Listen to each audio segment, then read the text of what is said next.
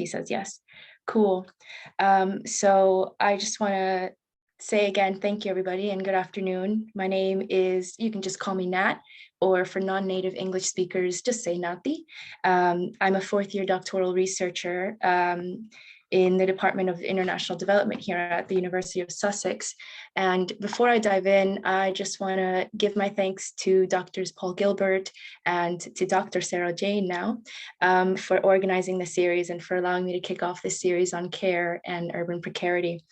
I'd also like to thank my chair and my co-supervisor, Dr. Tahir Zaman, and the seminar discussant, Dr. Suda Perera, as well as my other co-supervisor, Dr. Alice Wilson, for each graciously agreeing to use their time to join us today, and for lending their support and their input in the development of this research. So there we go. A little bit about my project here. This presentation is based on a doctoral research project that largely focuses on the experiences of legally precarious migrant women as they resettle in Spain. It applies Black feminist frameworks to recognize their grounded knowledge and experiences as theory. I use the term legally precarious migrant to refer to migrant women who are undocumented, who are asylum claimants, meaning they're in some stage of the asylum process, and or who are stateless. So while this seminar specifically focuses on the experiences and interview excerpts of 2 Nicaraguan asylum seekers, the research includes undocumented migrant women and stateless migrant women. And I'll talk a bit about why in a bit. But the empirical data for this presentation is based on ethnographic fieldwork that was conducted between September of 2019 and May 2020, I know ages ago now. Starting in September of 2019, I conducted 3 months of participant observation, first engaging in an approach called engaged activist ethnography in Catalonia, the province in Spain, where I first met and actively engaged in the activism and social movement organizing of my interlocutors or comrades, who are 2 queer lesbian feminist activists and co-parents that are living in the Spanish Red Cross's housing system. During this presentation, we'll just call them Ama and Bea. And these interview excerpts that I'll be sharing with you are based on and form part of both women's life history narratives. So while we can't go into them because we're limited by time, I will say that these conversations originally started as informally and they grew alongside our involvements in queer migrant activism in Catalonia, where we participated in direct action through street protests performances, co-organizing and actively engaging in roundtable chats and eventually workshops that were mainly led by the women we'll talk about today.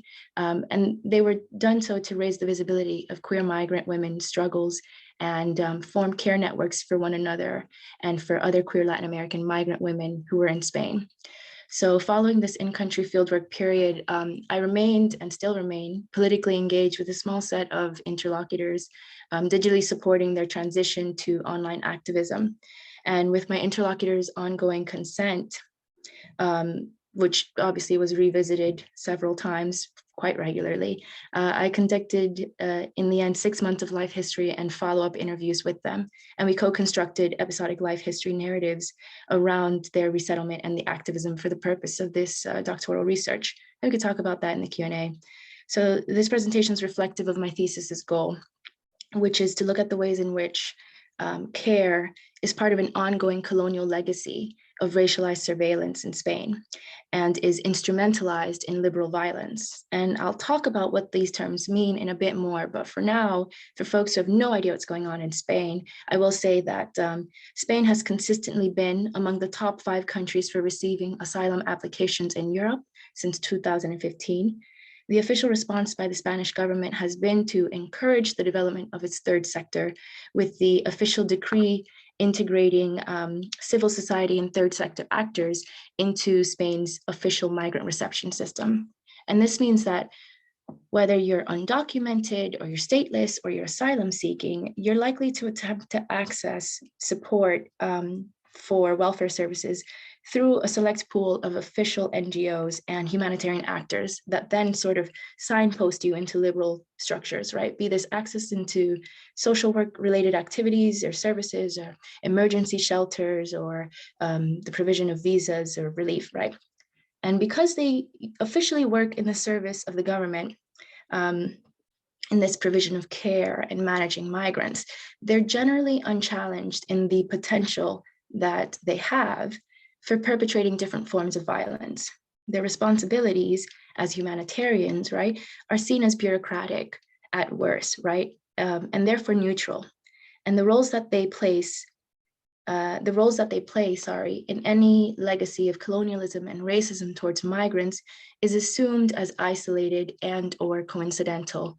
Like, for example, here. I'm trying to move on to the next slide. There we go. So what I'm displaying right now is a screenshot of a tweet, and I'll walk everyone through it.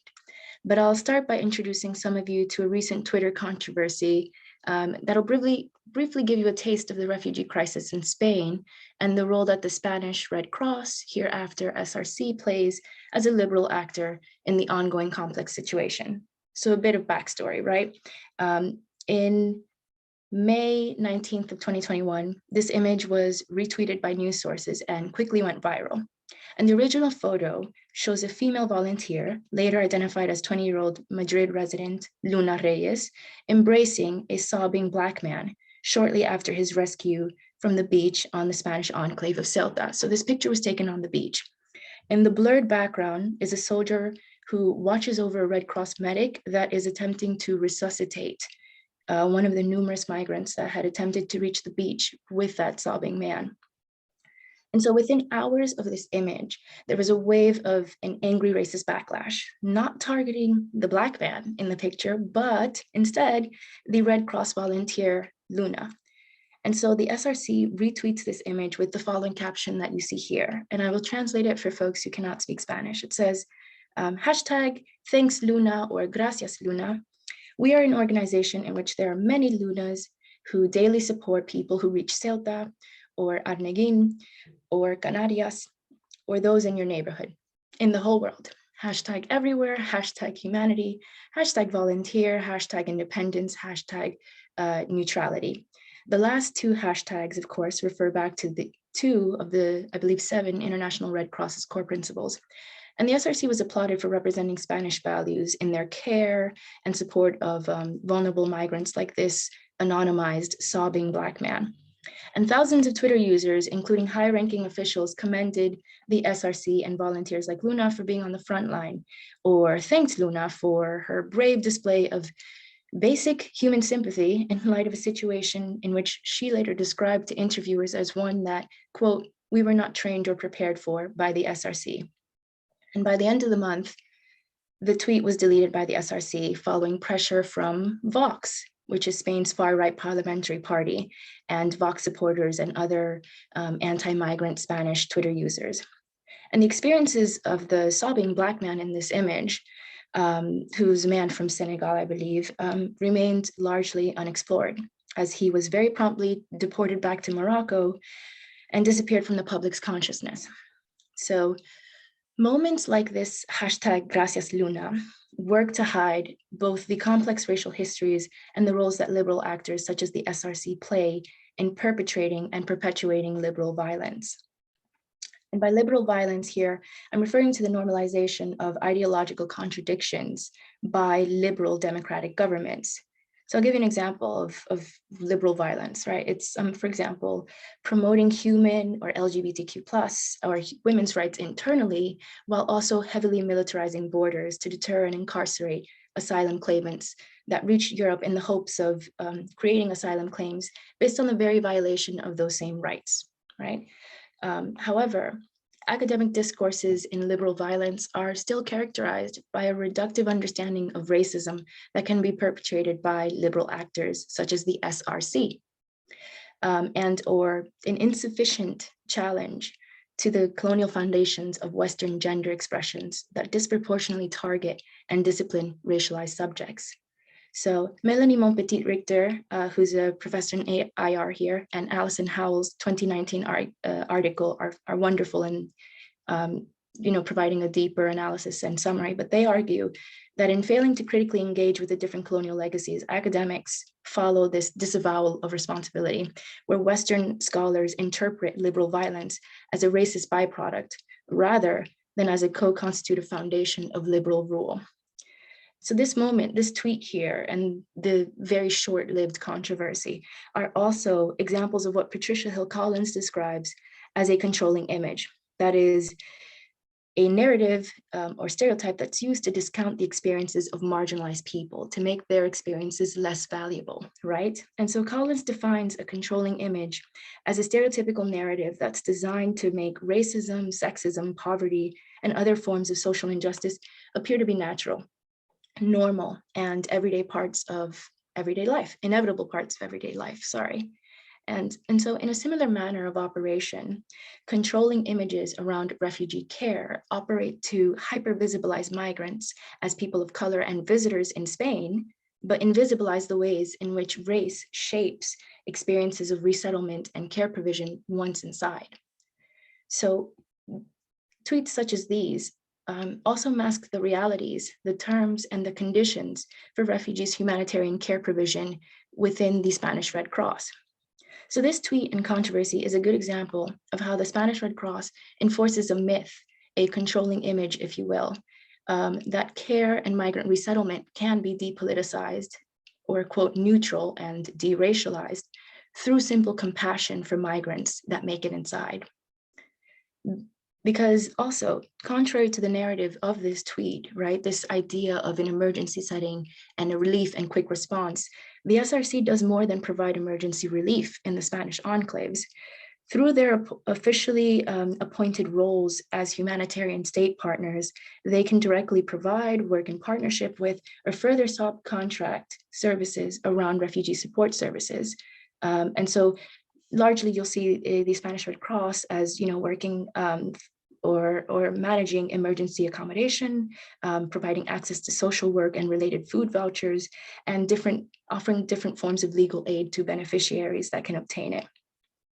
So many asylum claimants in Spain choose to enter systems of state humanitarian partners arriving by plane, not by sea, and to mainland metropolitan Spanish cities, not the enclaves, by the way, as a means of eventually obtaining short-term humanitarian residency cards while awaiting the results of their cases. Because of course, once they begin their asylum case, they have to give in forms of documentation. And without that, they're walking around without forms of documentation, unable to gain employment as well. So this means that the SRC is not just providing care, but is also sort of entangled in surveillance channels through this care. And what I mean is that regularly the SRC has to report on and exchange beneficiaries, varying degrees of it, but they can exchange beneficiaries' biometric information or confirm it. They can provide documents that give short-term residency visas. They have to ask, they'll ask for copies of court cases that beneficiaries are a part of, and so have to share with their Red Cross social workers. They'll ask for updates on police reports. They'll incite, disciplinary citations. So the SRC is not just providing emergency relief care, they're actively working with and alongside surveilling liberal structures like the police, border control, social workers, migration, family courts, etc., through their provision of care and support, right? And so I think it's very important that we think of humanitarian care and the provision, the role of SRC, right? Not as moralizing or gender essentialist notion of care, but as concrete forms of labor embedded in the everyday details of human life. And in doing so, we can begin to note the different racial and political implications of care. And so I draw quite heavily on Simone Brown's book, Dark Matters, and her notion of racial surveillance, as I'll talk about in a bit. But Sandra Logier defines care, for example, as a set of activities, as behaviors, it's cultural practices that are necessary to maintain persons and connections. So this sounds like a good starting point, right? But of course, Black feminists and queer trans scholars have long argued that just as race shapes gender expressions and identities for racialized women, so too does it shape representations and relational experiences around care. It shapes women's struggles for survival and control through care. So I argue that the state humanitarian care can be an entry point into new forms of surveillance and discipline that's imposed onto the bodies of precarious migrant women of color in Spain. And this isn't new, right? Spanish activists research argues and has been for a while that liberal actors, so liberal actors meaning social workers, family and immigration courts, disproportionately target migrant women of color under the logic of intervening because of concerns over racialized motherhood. And there's an organization, Mujeres Pa'lante, that is excellent in campaigning around this issue. For example, in Barcelona, migrant women of color are disproportionately targeted for child custody interventions based on what many local anti-racist activists believe is proof of systemic profiling of Black and brown motherhood. So concerns on the racial profiling of precarious migrant women and how this is obscured by controlling images of the SRC can be amplified by the SRC's dominant position as a subcontractor for the care provision, and also through that role as an actor in migrant women's surveillance. So to frame this analysis that sort of centralizes race and looks at the ways that care is used to justify monitoring and disciplining racialized women's bodies, I think it's very helpful to look at a framework that not just incorporates race and gender and sexuality, but legality, as Simone Brown's framework does. So Simone Brown describes racial surveillance in her theory on dark surveillance in this wonderful book as moments when enactments of surveillance reify boundaries, borders, and bodies along racial lines, and where the outcome is often discriminatory treatment of those who are negatively racialized by such surveillance. So racializing surveillance is not static or only applied to particular human groupings, but it does rely on certain techniques in order to reify boundaries along racial lines, and in doing so, reifies race. Through the SRC's reporting on and occasionally exchanging varying degrees of asylum claimants' confidential information with these disciplining structures, right? Through the copies of police reports and citations of psychiatric and social work reports, we can explore the ways in which the SRC acts as a site of racializing surveillance. So challenging these often androgynous or male-dominated controlling images of refugees in Spain, I ask, what are the experiences of women who are accepted into the SRC's narratives like? To what extent does racialization influence precarious women's experiences of care in the Spanish Red Cross?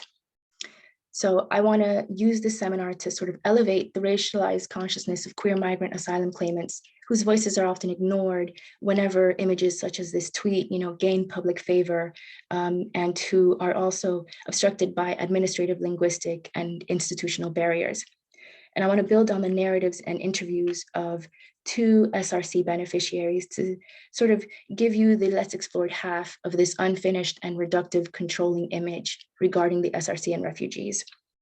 In an effort to pluralize the narratives and research on liberal violence, I want to explore the experiences of 2 Nicaraguan lesbian feminists who are activists and co-parents. Again, we'll just call them Alma and B, or Bea, not their real names, don't worry about it, who are living in the SRC's emergency refugee accommodation program.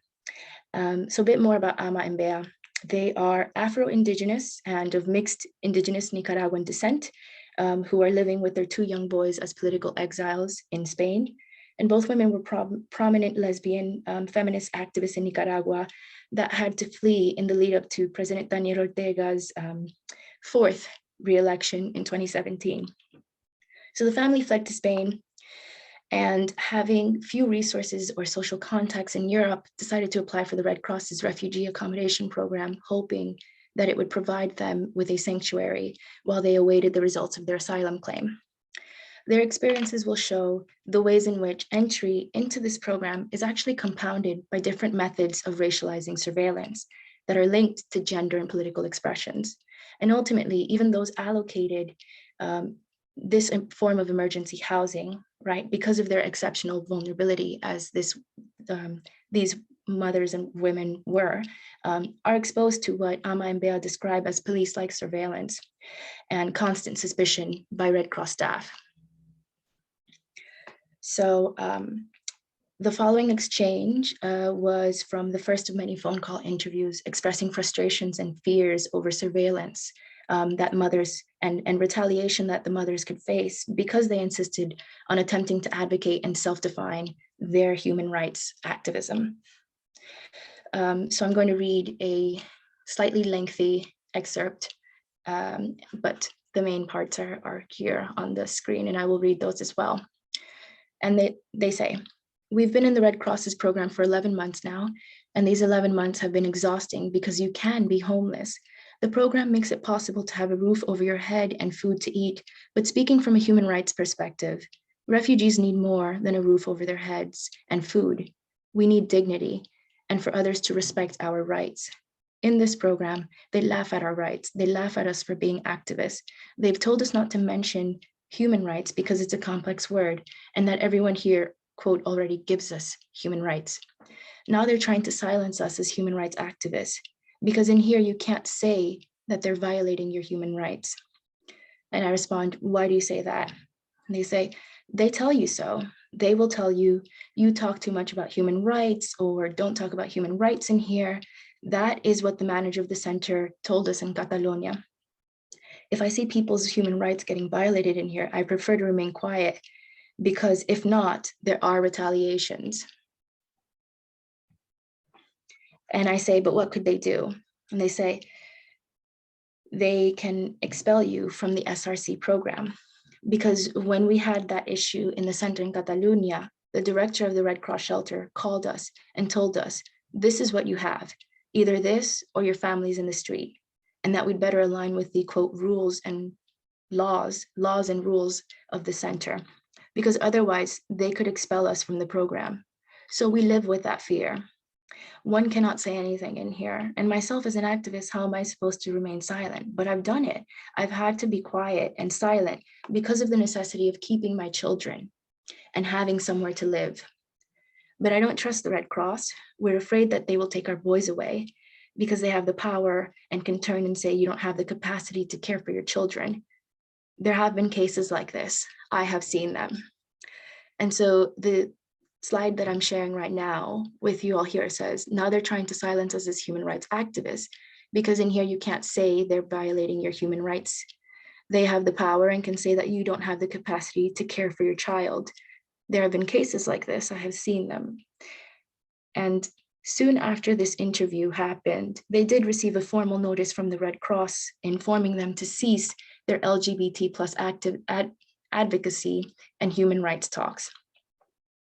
So I want to take the next slide to sort of unpack how this is not just a way of racializing them, but a way of racializing surveillance and using care to control their different identities and identifications.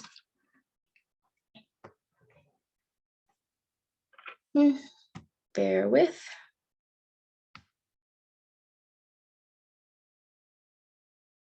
So the first bullet reads, surveillance that encompasses race, sexuality, and gender to project distinct suspicions that link political identities, sorry for the typo, with racialized gender roles onto the two Afro-Indigenous activists. So here we explicitly see the SRC shelter acting as a site of racializing surveillance in its police-like enforcement of what Ama referred to as these rules and regulations. And they either do that or they face expulsion and homelessness as a family. And I note that the SRC's racializing surveillance here encompasses race, sexuality, and gender. And what I mean by that is it's specifically about the suspicions that are linked between both women's political identities and the gender roles that are imposed onto them. And by suspicions, I mean that they're suspected as queer, or rather, you can read it as non-normative refugee beneficiaries who refuse to stay silent. They are read as suspect as sexually queer women in a non-heteronormative family structure, and as Black matriarchs. Again, this kind of calls back to Patricia Hill Collins's controlling images, right? But a Black matriarch stereotype is one where you blame women for failing as mothers because they prioritize their work over family, right? And so here, the SRC is sort of implying that they are potentially failing as mothers because they're prioritizing their work and activism over family care responsibilities. And all of these identifications combine to question the women's parenting capacity. And again, looms the threat of family separation over them. The threat of retaliation and escalating violence here is based on gender essentialist ideals of femininity and care, and it's used to police migrants. The awareness over this intense vigilancia, right, this surveillance, this racializing surveillance, was known throughout my fieldwork. An aversion to program surveillance, meaning, migrants' aversion to the added stress and psychological toll of limiting oneself to the mercy of a bureaucratic organization, even if it's humanitarian, but still quite close to police. Or the fact that, such a humanitarian program was expulsing beneficiaries during a pandemic actually created new pathways to displacement as well. And many women in this research project, out of desperation or to try to improve the chances of survival, prefer to go off the radar and live in squats, further risking the possibility of disciplinary state interventions, detention, and family separation.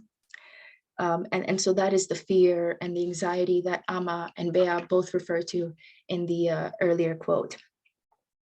So the threat of escalating discipline by expulsing the couple or either women out of the program in lieu of obtaining possibly more compliant beneficiaries links the ways in which gender essentialist ideologies of femininity and care for families, above all else, this self-sacrificing trope of motherhood is used to and invoked in the women's political identities, and then used to threaten them with either further policing or disciplinary action.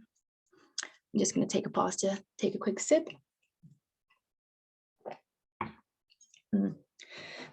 So in talking about the last point on the slide here, the psychological and legal toll that is explained in this excerpt, beyond the threat of expulsion for both mothers is the threat of family separation and its influence on their asylum claim.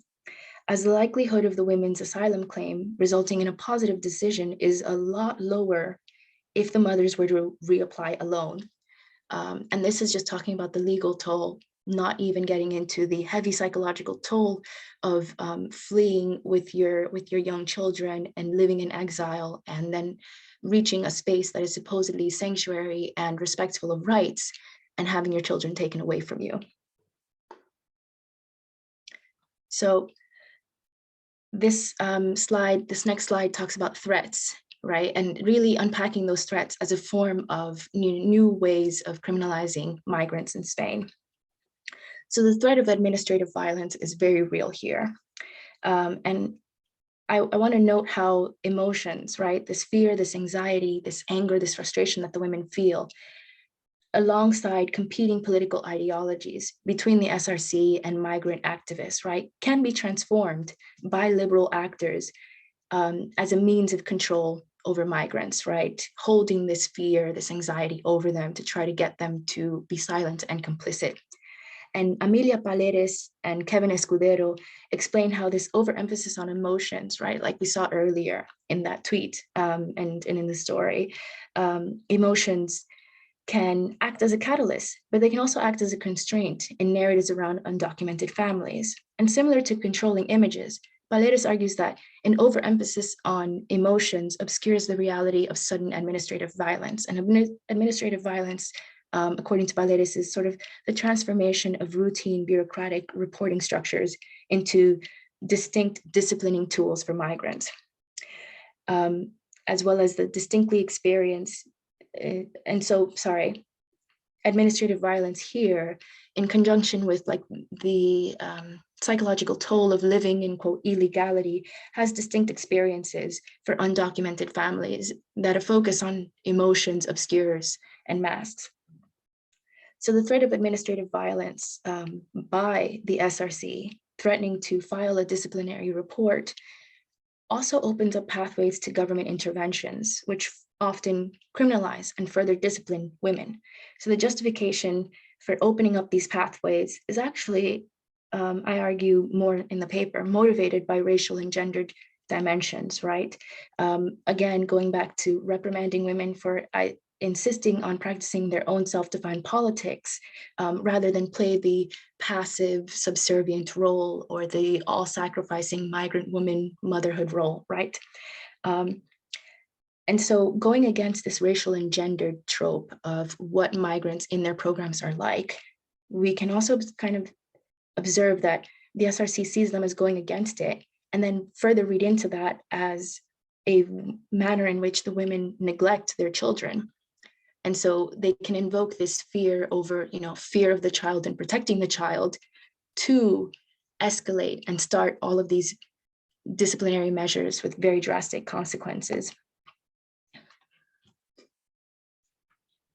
Oops, sorry. The last point that I want to talk about before moving on is kind of challenging the idea of neutrality, right? And this is something that is quite often discussed in critical human rights literature.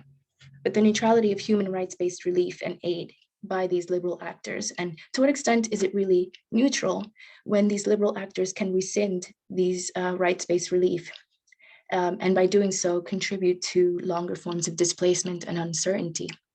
So rather than extend a political solidarity that would allow these women to contribute or critique and expand the plurality of refugees' political identities in Spain, the grip over definitions and who can be the, quote, legitimate speakers in refugees' human rights is seen being applied here to police refugee activists within the program to threaten homelessness.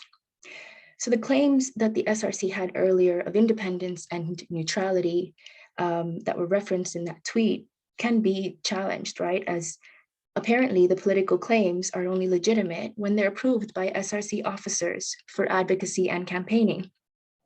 And Monica Krauss argues that the use of human rights beliefs by human rights workers is actually inherently flawed because of the bureaucratic positioning of beneficiaries in a lot of the sort of large humanitarian organizations, right? As well as the organization's emphasis on project management models that commodify projects, not for refugee beneficiaries, but for deliverables that meet donors' expectations, right? And so seeing how this business model is taking hold of different humanitarian organizations is very difficult to sort of see or to sort of accept that these organizations remain neutral in this sense. And I would add to Krauss's argument on the contradiction of human rights here, in that it's not just that they are bounded by the humanitarian, that they're bounded by the bureaucratic structures, but also it's very difficult to accept this neutrality when these rights can easily be taken back by said organization as a mean of discipline, especially when they recognize that taking back such rights or entitlements opens up migrants to even more forms of displacement and longer displacement. So I want to use the time that's remaining here to offer the other half of this half, if I may, which is that through the threat of discipline and retaliation, women such as Bea and Ama have remained active and have formed their own care chains and have actually used care as an anti-colonial resistance tool. So from several queer and queering positions, and I can talk about what I mean by queer in the Q&A, Ama and Bea approach activism as well as racial and immigration discourses in Europe and Latin America by mobilizing different elements of their identities to navigate different communities and across borders. And throughout these attempts to silence and discipline them, they've insisted on building their own social networks and with other racialized Latin American women. And this was initially to continue to advocate on the crisis that Nicaraguan activists are facing, as well as to develop their own networks and activist groups. And both mothers have participated and led migrant organized theater groups with performances that use cabaret theater to tackle labels imposed onto their bodies. So according to Bea, these early theater performances, yes, they were exclusive to precarious migrant women of color. They were inclusive of gender expressions and sexual identities, but they were spaces where she and others felt comfortable enough to use song and satire to poke fun of and express frustrations, solidarities, and their fluid identities through self-made sketches. So through different social media channels, they've always been on the lookout to form new relationships. And one such arbitrary introduction actually led them to collaborate with someone who we'll call Maria, another Nicaraguan refugee who fled to Spain in the 1980s. And so when I asked Bea what motivated her to create her first queer migrant support group in Spain, she responded, "I wanted to form a group for precarious lesbian migrants and make a space where we could focus on our bodies and heal some of the pain that we carry, but through our feminist perspectives, where we could apply what we know and work on ourselves in our body." And so when I asked her what she meant by her feminist perspective, she answered, "It's a way to concentrate and work on what we each may need to heal, to work on finding ourselves, to talk about all that internal pain that we carried inside since arriving to Spain. I believe that we'll be able to form something organizationally down the line, but for now, I just know that I can do something for others like us." And so in this excerpt, Bea is explicitly challenging a Western feminist perspective that does not include her positionalities as and I'm referring to an interview excerpt here, as a quote, fat Black woman from invisibilized America, as a lesbian, as a feminist, as a mother, as an asylum claimant. Rather than advocate for an exclusive space for the sake of separating themselves, both women sought to, Both women sought to build a space for reflection around the collective shared identities and collective shared struggles of racialized queer migrant women in Spain. So the point of the sessions that they had was not to dwell on pain either, but kind of to remember their bodies as sites of previous struggles as a means to give reassurance for the future struggles to come. And this sort of refers to, looking back to build a queer future, as Jose Munoz describes, where members kind of make the first moves towards gaining back some of their strength and rejuvenating their political identities. And since the pandemic, they've both continued to use their groups to work on the experiences, support, and visibility of different lesbian identities.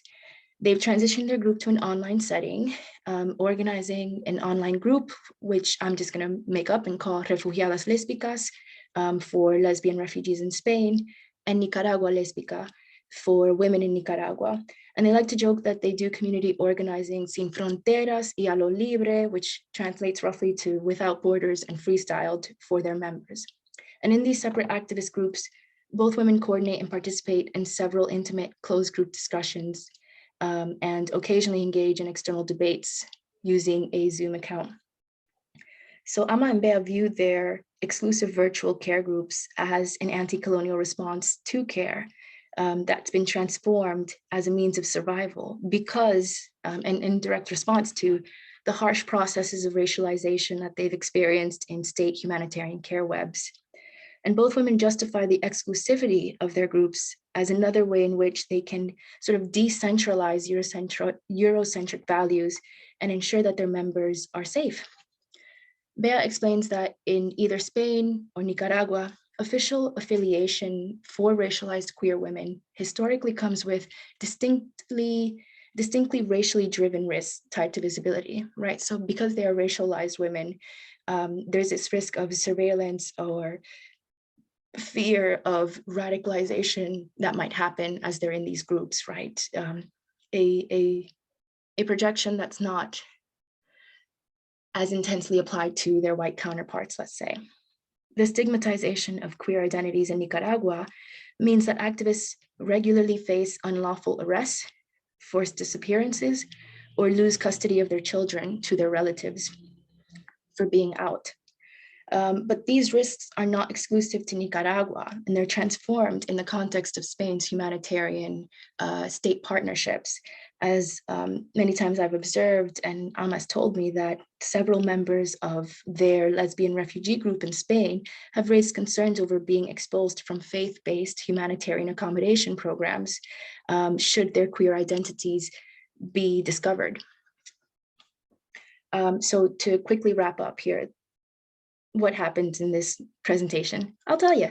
I applied Simone Brown's concept of racializing surveillance to show the ways in which racializing surveillance, rather than just racialization but specifically racializing surveillance, shapes dimensions of gender and care within humanitarian resettlement and constitutes the possibilities for belonging and viability for migrant women. I positioned the SRC as a site of surveillance because of its exchange of personal data and its ability to justify threats of retaliation and further criminality by imposing gender ideologies that discipline migrant women in their program. So the struggles for independent migrant activism within the SRC reveals the ways that the SRC contributes to new forms of racialization through racializing surveillance. And thus, if carrying out these threats, retaliation, contribute to new forms of migrant displacement. The racialization of motherhood was used not just to discredit activism, but to link their gender to tensions around care. That later affected different forms of future activism as well.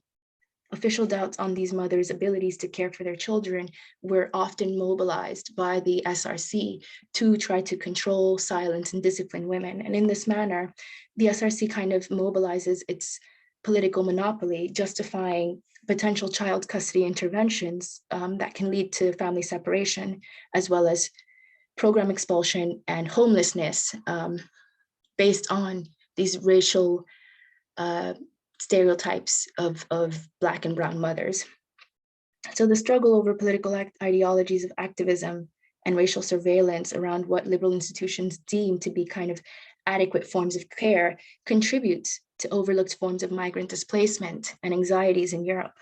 And the proximity of social work to policing, of child custody removals, to program expulsions further enhances migrants' exposures to police and new forms of detention and incarceration that are traditionally overlooked.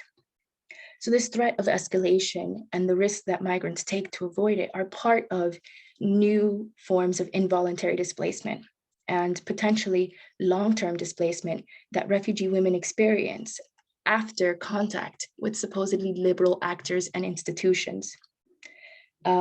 Previous liberal racial violence by the SRC contributes to the lack of visibility from a variety of migrant activists, and is itself not just a form of racial violence, but one can argue epistemic violence. By projecting its heteronormative gender ideologies onto mothers and trying to restrain their visibility as activists, the SRC is also imposing its own interpretation or its own version of gender ideology to constrain their subjectivities. And ultimately, I'd say that the SRC's dismissal and disciplinary attempts has the potential to constrain not just queer activism and feminism in Spain, but transatlantically in Nicaragua as well. So I'd also like to end it just because of time, not because it's less important, with the final takeaway here, which is that as a response to these harsh processes that are interlocking, that have to do with different forms of identities and how those different identities are mobilized into oppressions, this has led to innovative anti-colonial reproductions of care, where migrant women use care, use healing, not as an inherent gender thing, that just comes from nowhere, but as resistance, as survival, as a recognition of labor that is being unpaid and undervalued, that is differentially unpaid and undervalued because of who they are as racialized subjects in Europe, and also as a form of care, labor, and survival that sort of helps nurture the identities of other queer women on both sides of the Atlantic. And this is just, I'm indebted to the literature here that's presented on the screen, Organizing While Undocumented by Kevin Escudero, Queer Migration Politics by Karma Chavez, Black Feminist Thought by Patricia Hill Collins, and also I'd like to sort of give a shout out to transgender Marxism for highlighting the intersections of non-binary gender, care, labor, and alternative forms of resistance. So I'm going to stop now. Hopefully I haven't gone too far over, and give it back to the chair. Thanks so much, everyone. Excellent. Thank you so much, Nat. That was a thoroughly engaging presentation. And Now, I believe Suda is going to act as a discussant and open up with a couple of questions on your paper. And once Suda's had her turn, I'm sure we'll have time to open up to the wider audience here. If you do have a question, just either raise your hand in the Zoom chat or just write X in the chat box, and then I'll keep a record of who's in line. So over to you, Suda. Great, thanks very much. And yeah, thanks very much, Nat. It was really interesting for me because I think Clevy's just gone, but I obviously know you in your capacity as, you know, an outstanding doctoral tutor. So it's really nice to be able to read and listen to your really fascinating research as well. And this is the first time I've had a chance to engage with it. So thank you for sending both the chapter and for the presentation that you just did now. I have a few questions, which I think I think are possibly opportunities for you to situate this within the context of your wider PhD. So apologies if they seem a bit unfair because, you know, I've only read this small chapter in isolation, and I imagine that some of this is actually covered in kind of the wider PhD thesis itself. I changed my mind on the order of questions that I wanted to ask you throughout the presentation because, you know, you said stuff about the stigmatization in Nicaragua and Spain. I thought, okay, you're ending on that. I'll ask this question then. And then you finish with that final point. So the first question I'll kind of ask is one about that distinction between the care practices you talked about, particularly things like the cabarets and, you know, being able to poke fun out of the kind of situation they're in as a way of care and solidarity practices, versus the very, very real kind of day-to-day marginalizations that a lot of these migrant women face. In your paper, which you didn't obviously get a chance to talk about here, you talked about this fact that they felt real pressure to take on very poorly paid exploitative migrant jobs just in order to get out of this feeling of having to be indebted to these surveillance controls of SRC housing, etc. And how does, maybe if you could just talk about kind of the care practices and the solidarity they practice, which seems great but requires time, versus the care to look after their children, which is obviously extremely important, versus the very, very long hours that they have to work in their day-to-day lives to try and break this cycle. So that's sort of the first question. The second question kind of relates to the reason why they migrated. And I have to say that I have a kind of an interesting, or an interest rather, in this idea that people, you know, particularly people who are claiming asylum or migrating, do so for a, in inverted commas, better life that doesn't necessarily realize itself. In the paper and in the talk, you kind of are a little bit, sorry, I've just seen that Louisa has said she has to go at 3:15 and she has a couple of questions. So I'm wondering if I should maybe stop for a second, just let Louisa ask her questions and then come back to this. It wasn't meant like that for that purpose, Suda, at all. Carry on. Okay, sorry. Are you sure, Louisa? Because I can stay till 4. But you know, you're a little bit the way you talk about the situation that led them to flee Nicaragua. It's you don't entirely elucidate quite what the danger is. You say, you know, because of their activism, they were trying to claim political exile, and you kind of do use terms like claiming asylum and political exile rather than necessarily being recognized as refugees in a kind of formal setting. And I'm just wondering, you know, obviously that there's more to it than that story that I've kind of said, but if they're not, the distinction between being allowed to live full stop and having, you know, their actual lives threatened and live as themselves, which they clearly don't have in Spain either. And I'm just kind of interested in, you know, whether their situation is necessarily better in Spain if they have to stop their activism in Spain as well, compounded with the fact that they are illegal in Spain or undocumented, don't necessarily have their indigenous support networks and communities that they might have had in Nicaragua as well. And I'm just kind of, if you could kind of comment on the sort of better life aspect of that migration experience.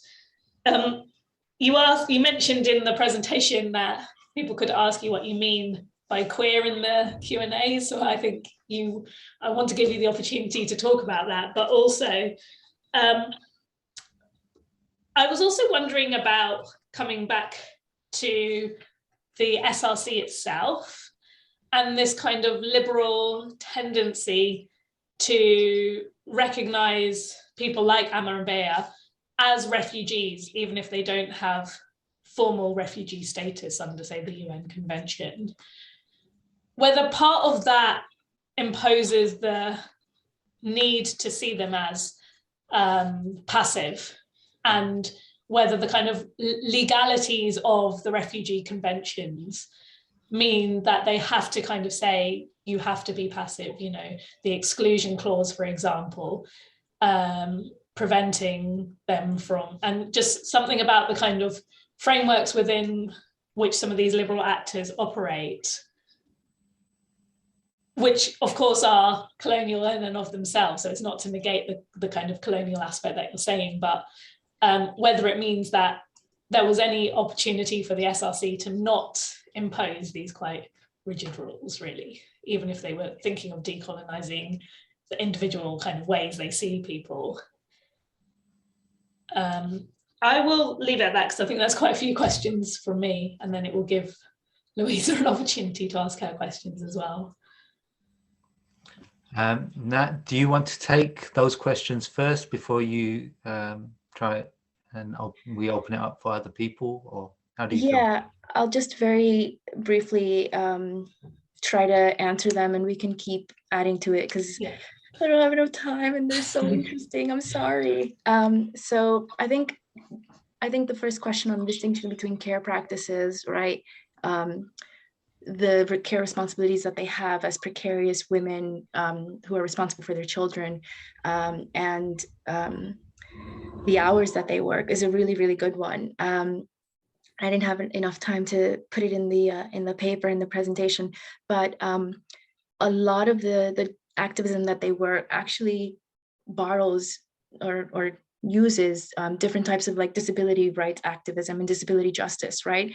So what they actively do isn't just sort of meet in these theater groups, for example, but they kind of try to set up different schedules of care, right, to watch each other's children, so that, you know, if someone has to randomly or suddenly, I should say, run out because they just found a job where they can clean for a couple of hours and gain some euros, but they don't want to leave the children unattended, they know that they can rely on someone who is in a similar status, who understands the concerns around security. They also tend to be Latin American women, so their children will be in a sort of similar cultural setting.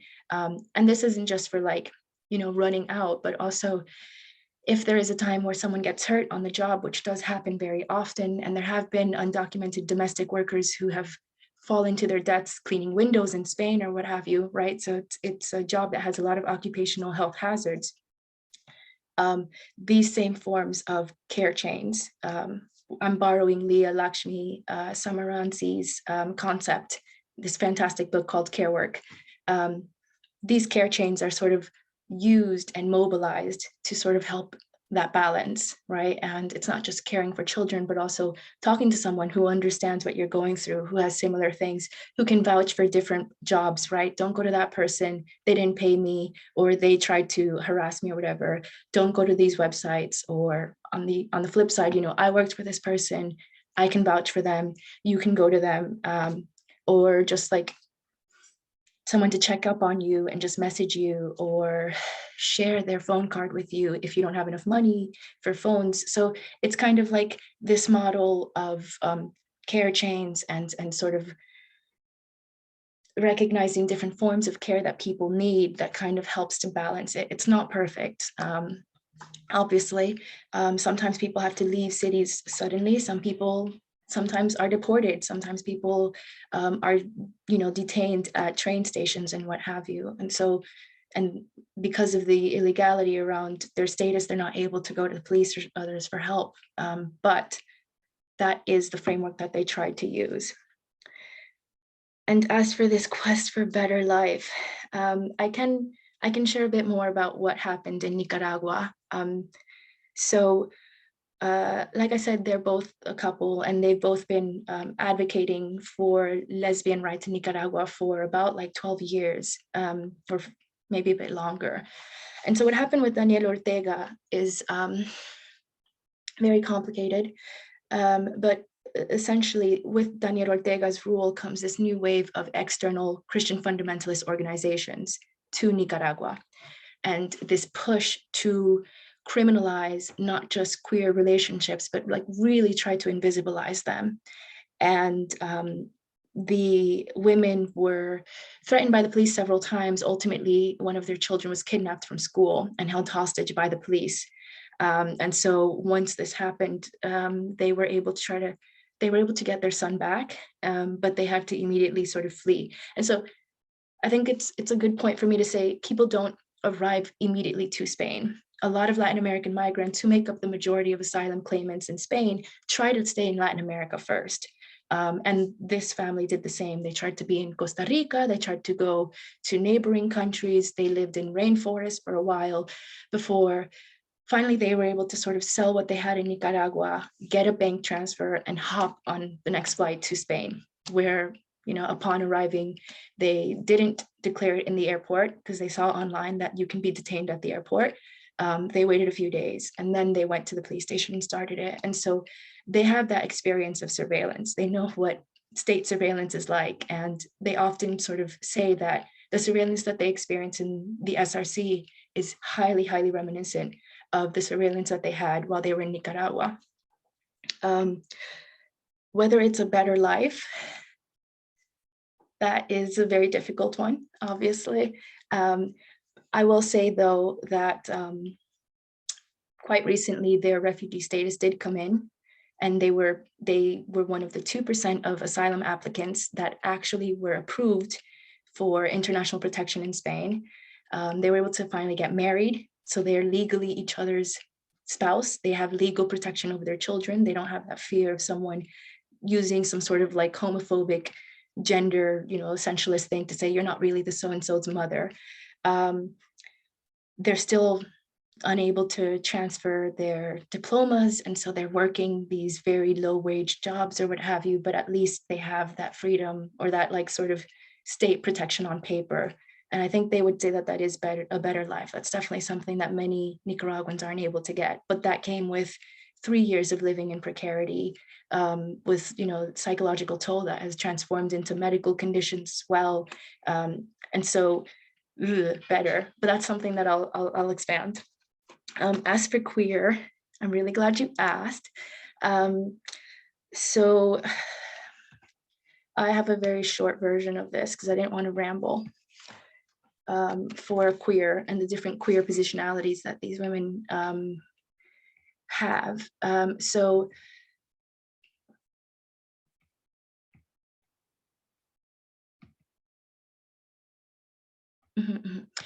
I would say that first off, like and I think I mentioned it very briefly, like, yes, there's the idea of queerness as a sexual orientation, but queerness also is applied to the different like social positions that they have in relation to normative structures, right? So they're queer as people who are activists who happen to be refugees, right? When the normative is that citizens are refugees, they are queer as two women who are in a same-sex relationship and have a queer, like a literal queer family structure, when most of the undocumented and refugee families that we see in the media or that get representation are heterosexual couples. They're queer in that sort of, they are practicing a type of activism that is looking forward to improving lesbian identities in Spain, but at the same time sort of looks back or tries to stay involved with lesbian activism in Nicaragua. So there are different types of queerness that aren't just limited to their, sexuality, that are limited to the ways in which their identities kind of go against the norm for women, for refugees, for mothers. And lastly, sorry, Luisa, I'm seeing here, the liberal tendency to recognize refugees. I think this is another very difficult one, because while the SRC gains donor money from inciting emotional reactions, the asylum claim is about proof, right? And giving different forms of evidence and testimonies to show that you were as fiercely, advocating and as fiercely targeted. And in many ways, this proof goes against this idea of like a feminine, passive person, that if anything, alongside like the homophobia of being a lesbian woman, these are actions that are traditionally seen as very masculine, right? Fleeing from the police, insisting, speaking publicly. And at the end of the day, the Spanish Red Cross is a Catholic organization as well. So I don't know if I'm quite answering it, but I think that there were opportunities for the SRC to not enforce this sort of passivity onto the women. Oops, Luisa left, sorry. Eek. Okay, hopefully Luisa will ask me later. We can chase her up for a question afterwards. I will chase her, yes. Cool, thanks. I hope I answered that, Suda, more or less, or if anyone else has questions. Yeah, that was great, thanks, Nat. Yeah. Okay, is there anyone else here who would like to ask a question?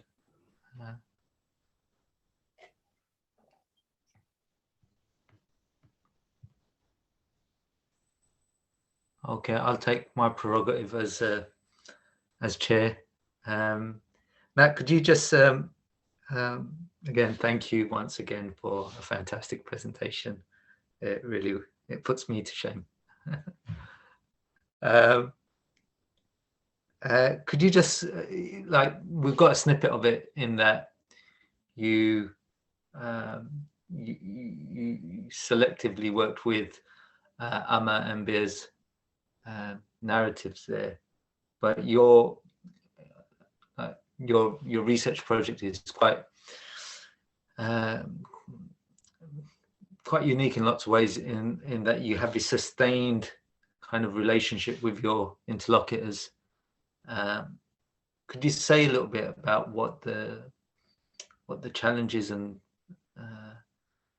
the insights that you got from having that sustained interaction with your interlocutors was?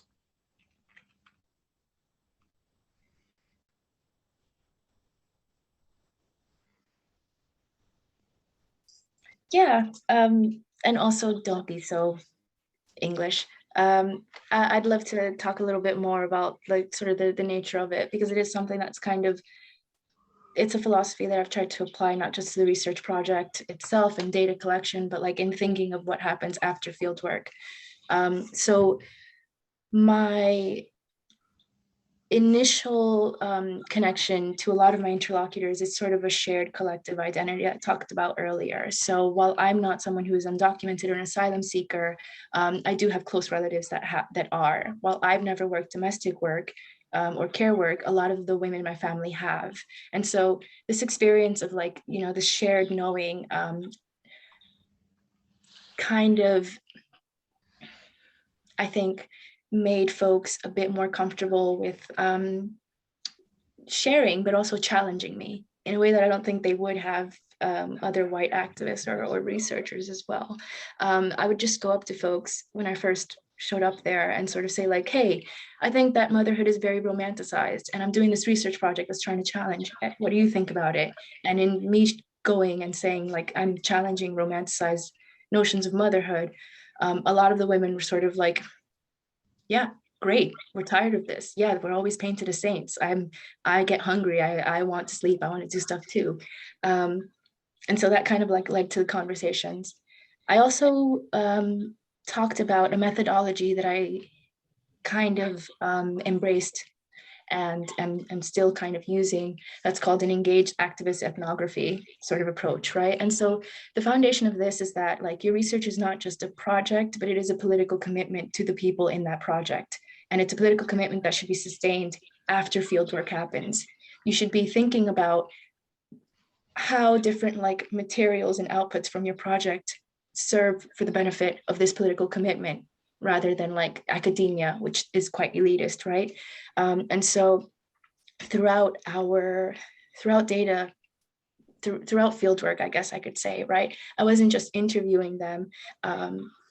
There were roundtable chats. I would help them co-organize. I would lend my translation services. There were podcast episodes that were made. There were online campaigns. There were, there were grants that were written and they just like asked for my input or whatever. So it was really about like not just leveraging my identity as like a Black woman, as a Black Caribbean woman as well, who's got this shared collective identity, but it's about sort of showing up, right? These are the skills that I have. This is how I can try to help. And I think that's really maintained the relationship that we have. But again, the challenges have been that there's this emotional investment that perhaps isn't there when you're interviewing dozens and dozens of people, right? When you maintain the same connection with just like 7 or 8 women, and you've opened up to each other in a way that sort of like tries to minimize that whole like researcher participant dichotomy. It's very difficult to not feel responsible. It's very difficult to accept that like, this is the position that I have to return back to Europe because I don't have a European passport. And they're struggling in that way. And all that I can try to do from here is like lend my support. I have to wait for them to ask me. I'm not a savior, right? Like I have to sort of really check my own privilege while I'm here. Yeah, and then on the flip side, when they got married, I wasn't able to go to their wedding because visa and also COVID and stuff. So it's this new kind of working friendship relationship that I think is that I think forces me to sort of really reflect on the different privileges and disprivileges that I've had up until now, that I have with them, and that I have going back to academia. Is my very rambling answer. Thank you, Nat. I'm sure that was a useful reminder for us all in terms of what we think our research ought to be about or could be about, and beyond just, short-sighted goals that we may have in academia. Again, I'm going to try and open it up, see if anyone has any questions, if there's a raised hand in the Zoom. I think Michael has one. Michael Fidei.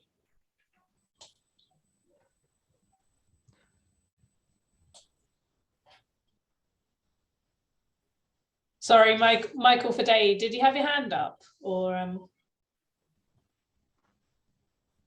possibly? I thought I saw a hand up, but maybe not. Okay. I'm going to go back to one other question, possibly, and it's to go back to that opening image that you had of the Red Cross worker. I'm wondering, like, you talked about controlling images and the stereotypical kind of images presented as normal and part of everyday life and so on. How much of like the SRC's content really is geared towards the local population, right? So, it's when we talk about, when we think about humanitarianism and who's paying for humanitarian action and work, oftentimes it's government donors, and you quite rightly pointed out these relationships between the SRC and the Spanish government and so on. But what is it that the Spanish government is buying when they agree contracts with third sector organizations and so on. And I'm wondering just how much of it is actually geared towards messaging towards their own populations rather than any other constituency.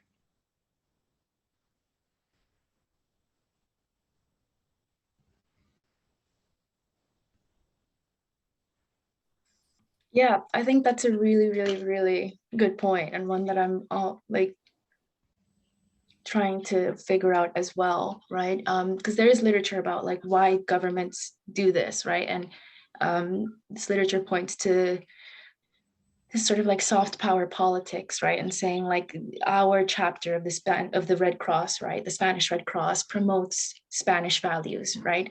But you also point out very rightfully that like a lot of the content on the SRC's page is very much, at least their Twitter page, their website will show something kind of different, but the Twitter page is very much about like this emergency setting. Emergencies, we need money, and like reproducing these images of either volunteers, you know, heroically dragging someone out of a building that's on fire or something, or, you know, women and children sitting very passively looking at the camera in a way that kind of like imitates Madonna and Christ, right? Like woman who's very passive, innocent baby, and, you know, it'll say like, please donate or whatever.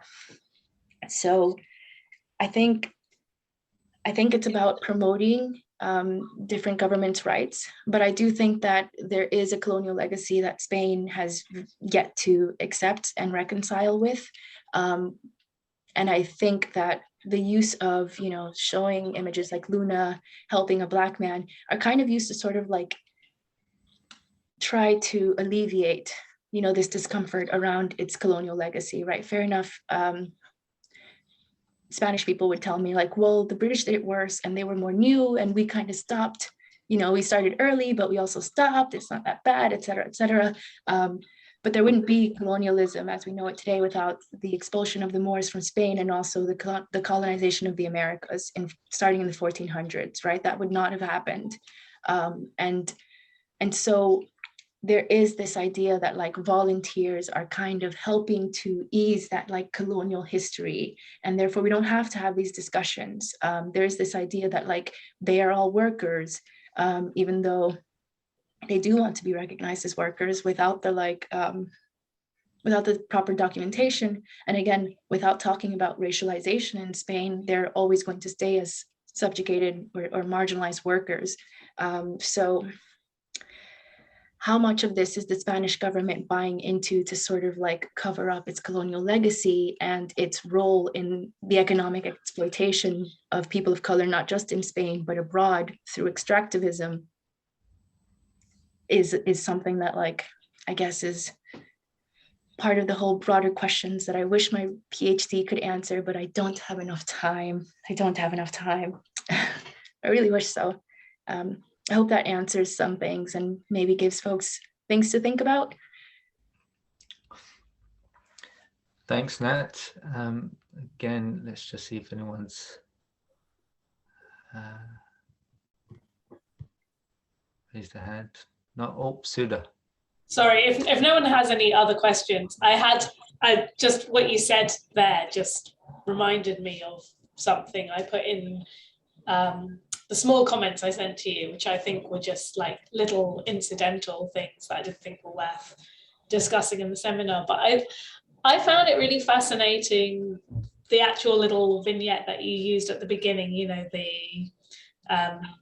the kind of hashtag of Luna, like Gracias Luna story, that it took place in Ceuta. Mm-hmm. And, you know, somewhere described as an enclave of Spain, but like you know, in Morocco effectively, right? And just with what you were saying about this kind of reckoning with Spanish colonialism, but also, I mean, I guess Iberian colonialism, because when I think of Ceuta, I think, you know, the 1415 siege of Ceuta marks the start of the Portuguese Empire that then last until the handover of Macau until 1999. So the kind of period of that massive empire of lasting from that time. And then now, it's a Spanish enclave, right? So kind of, what is it about that space? Because I thought it was a really interesting story, but the fact, like, where it actually takes place kind of is part of that story as much as what happened in many ways. And I wonder if you could just comment on that. I know that's not necessarily the point of your chapter, but I just thought it was interesting given that we're having this discussion about coloniality.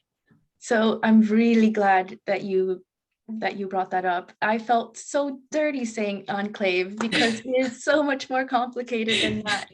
But I think a lot of people would be familiar with it as such. So yes, Ceuta is not in mainland Spain. It is technically in Morocco, but even that is kind of contested.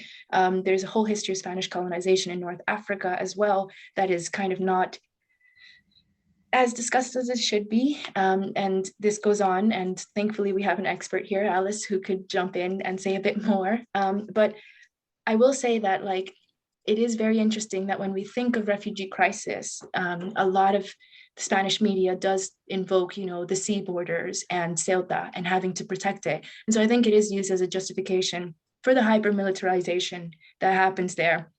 And I think it's also used as a way to sort of hide from the fact that these are Spanish citizens that are living in a police state, that are subject to like additional forms of visa checks and documentation and other forms of administrative violence that white Spanish folks are not subjected to.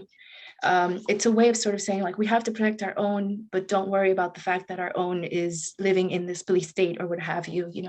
It's a way of like continuing this idea of Africa as some sort of monolithic country that is like, named colonial, device used to sort of justify hyper-violence and war, necropolitics in quote Africa, right? That is made into like one giant landmass. I think it was, I remember thinking like, and Canarias as well is in the tweet, right? Which are islands that are off of the North African, section.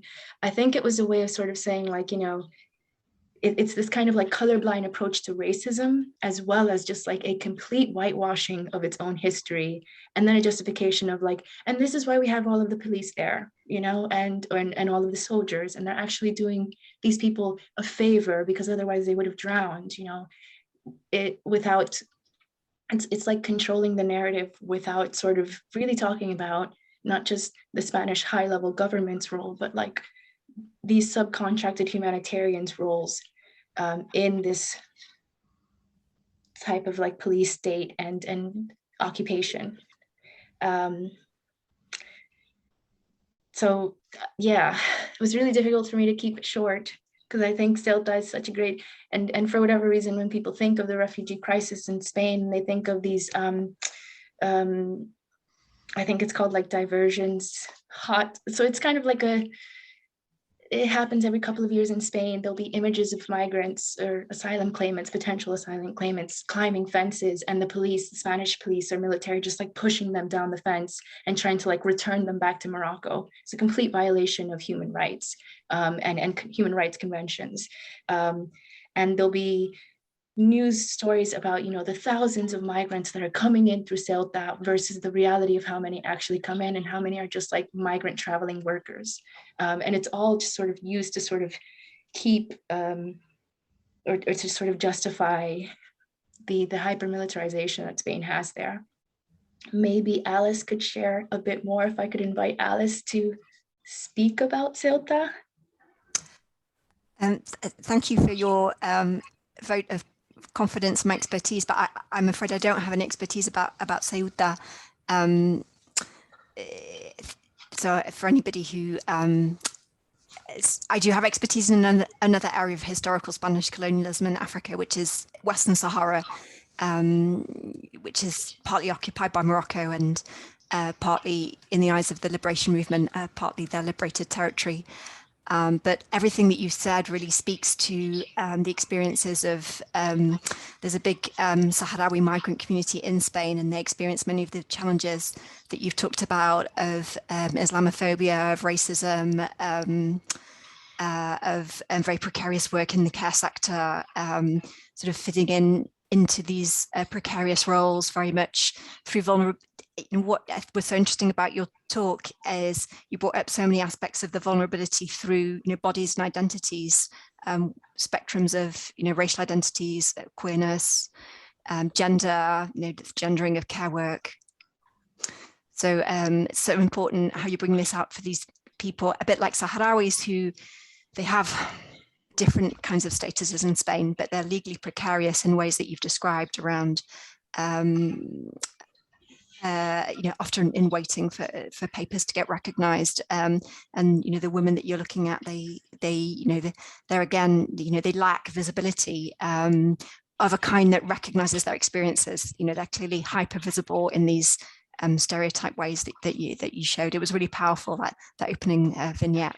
So I'm afraid I don't have a specific question, but I really enjoyed the themes that you brought out, and it's really impressive the span that you've covered in terms of, we got to know particular lives, but we thought about that to these really big themes about coloniality and resistances to that. Thanks, Alice. I just want to pick up on a point that Alice kind of raised there, and I think you'd said earlier that Latin American asylum seekers are one of the highest groups in Spain, if not the highest. And I'm just thinking about the hypervisibility and when that comes in. So and we know that the border isn't just the physical kind of territorial border, but there's bordering practices, and it's elastic, and it's where that hypervisibility kind of appears. So for the SRC, they use the spectacle of the border and the hypervisible kind of movements of African male bodies in particular to Spain. And that's what's kind of perhaps dominates their Twitter feed and so on. Less so is the experiences of the Latin American migrants, some of whom are undocumented and so on. But they become visibilized in other ways at different times. So just, again, that idea of when that visibility happens, if that makes sense. I think it's quite interesting. And how it's used, I think.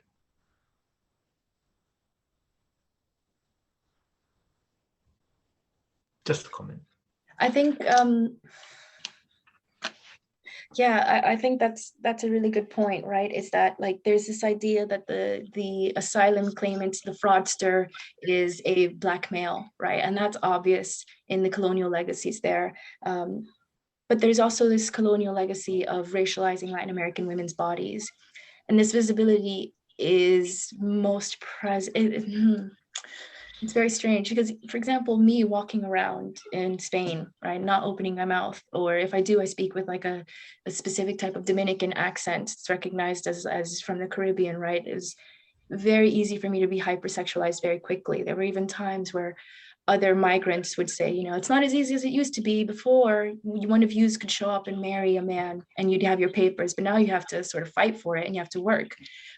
So in conversations around sex, sexuality, around sort of like, which Latin American migrants are, definitely going to have their papers in orders and which are not. Racialization, even though, Latin America's different context, that history of colonization means that, like, Black bodies and Indigenous bodies are always kind of assumed to maybe not be as regular as white Latin Americans who come over. And so that visibility comes up there. It comes up in expectations around, Black and Indigenous Latin American women and the care that they do, which I think it's very, very important that I don't collapse, like, the mammy stereotype, which is very much a US colonial stereotype.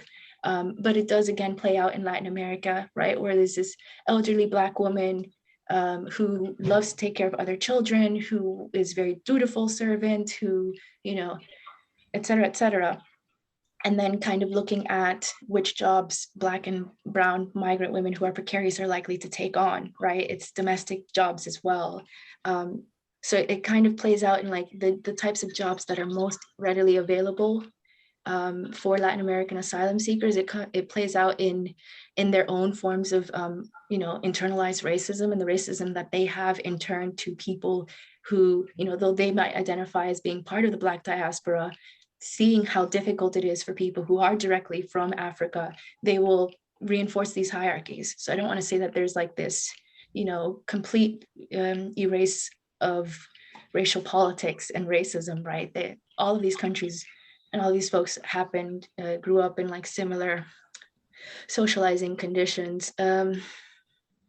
So I guess, yeah, I guess it would be sort of like definitely around labor, the types of labor, usually fast food, care work, domestic work. And in some ways I've seen, you know, folks kind of take advantage of the fact that Spanish folks are sometimes a bit, or Europeans are a bit less keyed up on the conflicts that are happening in Latin America versus the conflicts that are happening in Africa, different parts of Africa and the Middle East. And so they'll use that to sort of be quiet about their status and not come out, right? And so it's a kind of visibility that like other Latin Americans are aware of, right? So I guess what I'm referring to, for example, is like, it is well known amongst certain groups of Latin Americans, right, that Central America is a hotbed for conflict. It is well known among certain groups of Latin Americans that Colombia has been in the longest civil war in Latin American history, something about 50 years of a civil war that recently ended, but is still contributing to displacement.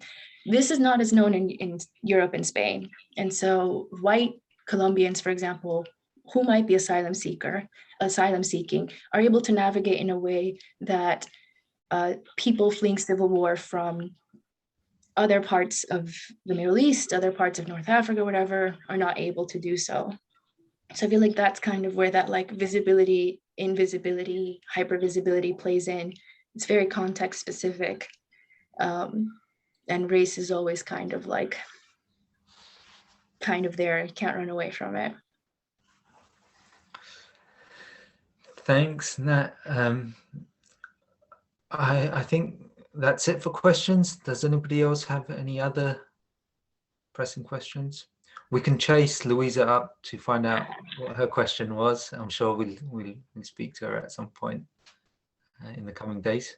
I'd just like to thank once again Natalie for an excellent presentation, and really interested to see how this fits in with the rest of your doctoral research.